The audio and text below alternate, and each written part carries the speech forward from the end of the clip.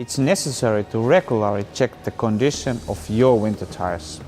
Make sure you have enough tread left. The critical level for winter safety is 4 mm, but you also need to be sure that the studs are in place and the tire haven't worn out uneven. Check the tire pressure levels so that they follow your car's recommendations.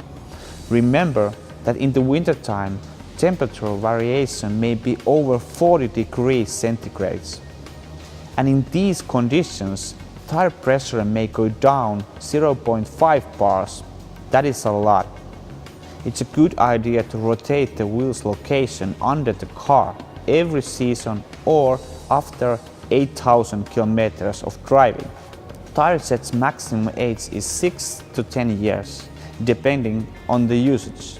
Remove all stones stuck between the tread pattern, as they will cause the tire to wear out uneven.